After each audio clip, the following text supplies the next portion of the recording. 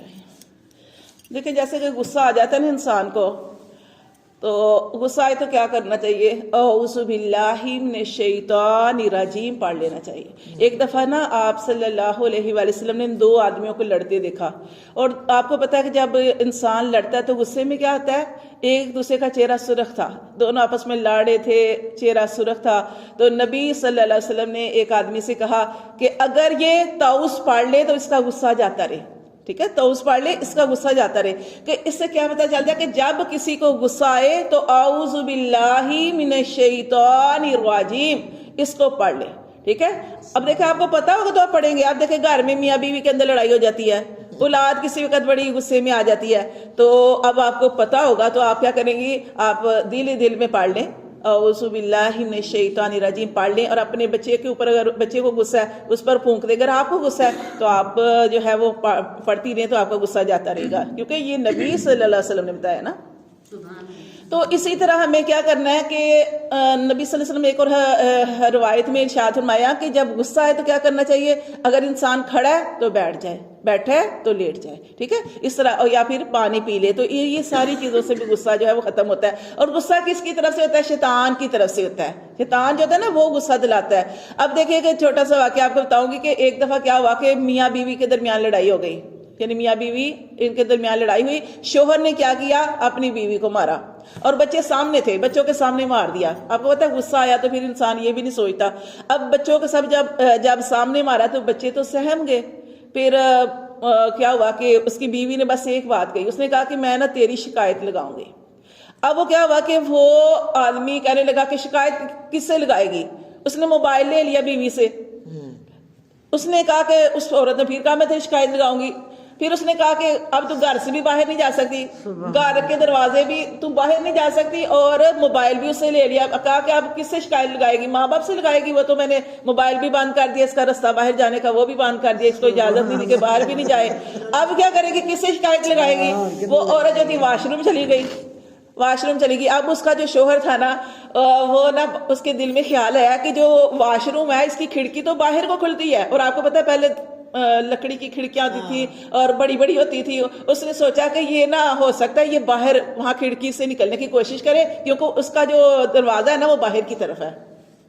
وہ آدمی جو تھا اپنے گھر سے نکلا اور باہر جو تھا وہ واش روم کی جو کھڑکی تھی نا باہر جا کے، تو وہاں پہ کھڑا ہو گیا کہ ابھی یہ باہر نکلنے کی کوشش کرے گی، کھولے گی دروازہ نکل جائے گی۔ لیکن کیا ہوا کہ وہاں سے تو کوئی آواز ہی نہیں آ رہی تھی، نہ ہی وہ کوشش کر رہی تھی باہر نکلنے کی۔ اچھا وہ کھڑا رہا، پھر اندر آ گیا۔ جیسے ہی وہ اندر آیا تو اندر آ کے تو اس نے نا دیکھا تو اس کی بیوی ابھی اندر ہی تھی، وہ نہیں نکلی تھی، اور وہ دروازے کے آگے کھڑا ہو گیا۔ پھر وہ جیسے ہی وہ باہر نکلی ہے تو وہ وضو کر کے آئی تھی، تو پانی ٹپک رہا تھا نا، وضو کا پانی ٹپک رہا تھا، وضو کر کے آئی تھی، تو وہ اس کے چہرے پہ نا مسکراہٹ تھی، کیونکہ وضو کرنے سے بھی غصہ جاتا ہے نا۔ آپ کو جیسے کہتے ہیں نا بی پی کا مسئلہ ہے، وضو کریں، بار بار وضو کریں، سجدے کریں اللہ کے آگے، یہ بی پی شی پی کا مسئلہ یہ بھی ختم ہو جاتا ہے۔ اچھا وہ وضو کر کے آئی تھی، اس کے چہرے پہ اب مسکراہٹ تھی، پانی گر رہا تھا وضو کا۔ اب وہ جو تھا نا شوہر، اب اس کو تسلی ہو گئی کہ کہیں جا نہیں رہی، وہ نا بیٹھ گیا۔ اس کو پتا اب اس نے نماز پڑھنی ہے، اس نے جا نماز بچھائی اور نماز پڑھنی شروع کر دی۔ نماز پڑھی تھی تو جیسے آپ کو پتا نا سجدہ کرتے ہیں، تو نفلی نماز کے اندر ہم لمبا سجدہ کر سکتے ہیں، دعائیں کر سکتے ہیں، جو مرضی کریں، مطلب جتنی مرضی لمبی دعا جو ہے وہ ہم مانگ سکتے ہیں سجدے کی حالت میں، کیونکہ سجدے کی حالت میں انسان اپنے رب کے بڑا قریب ہوتا ہے۔ اب اس عورت نے نا لمبے لمبے سجدے کیے، اور مطلب پھر جب نماز ختم کی تو ایسے ہاتھ اٹھائے نا تو اس کا شوہر آ گیا۔ اس کے شوہر نے آ کے نا اس کا ہاتھ پکڑ لیا اور اس کا نیچے کر دیا۔ اس نے کہا کہ آگے تو اتنی لمبی نماز پڑھی ہے اور اس اتنے لمبے لمبے سجدے کر کے میری اتنی بد دعائیں کی ہیں، اب ہاتھ بھی اٹھا رہی ہے، اب دعا بھی کرنے لگی ہے۔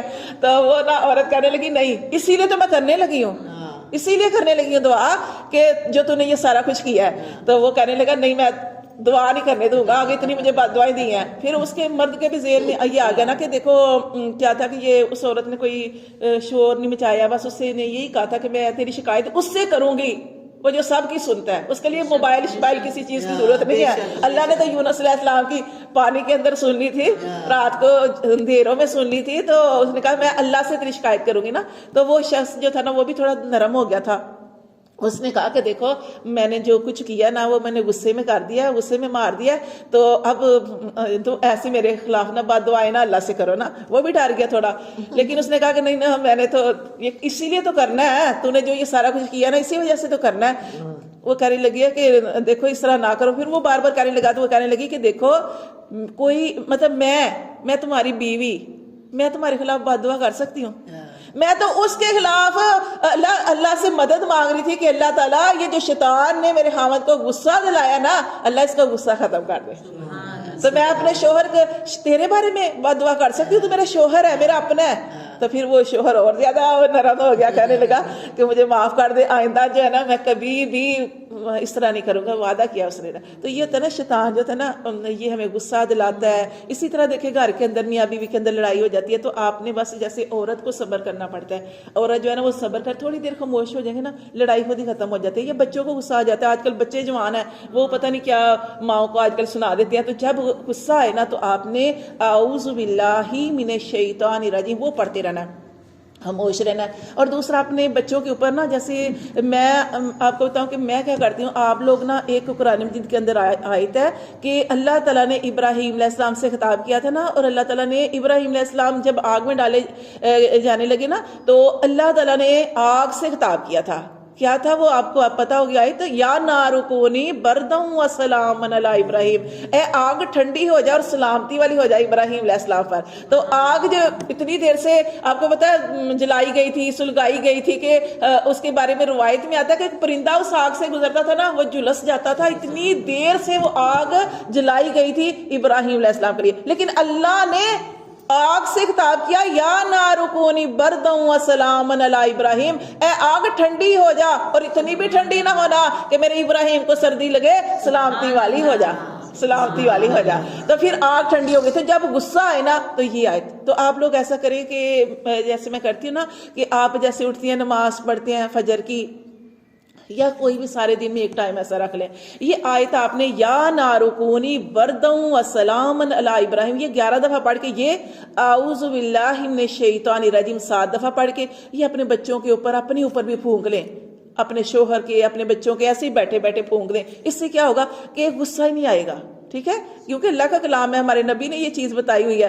اس کے علاوہ جیسے دیکھیں گلی میں لڑائی ہو جاتی ہے، آپ جا رہے ہیں کہیں رستے میں لڑائی ہو گئی، آپ نے دیکھا کہ کوئی لڑا ہے آپس میں، تو پھر کیا کرنا ہے کہ آپ چاہتے ہیں کہ دیکھیں نا لڑائی اللہ معاف کرے، کوئی بھی لڑے ایک دل کو تکلیف ہوتی ہے نا، تو آپ نہ ایسے کریں، تب بھی آپ یہ 2 آیتیں جو میں نے آپ کو بتائی نا 11 دفعہ یا نارکونی برداً و سلاما علی ابراہیم اور اعوذ باللہ من الشیطان الرجیم یہ 7 دفعہ یہ پڑھ کے نا ایسے ان کے اوپر پھونک دیں کہ اللہ تعالیٰ یہ لڑائی کیا ہوتی ہے، غصہ ہوتا ہے، تو یہ اللہ تعالیٰ یہ لڑائی جو ہے یہ غصہ جو یہ ختم ہو جائے، اور یہ شیطان کی طرف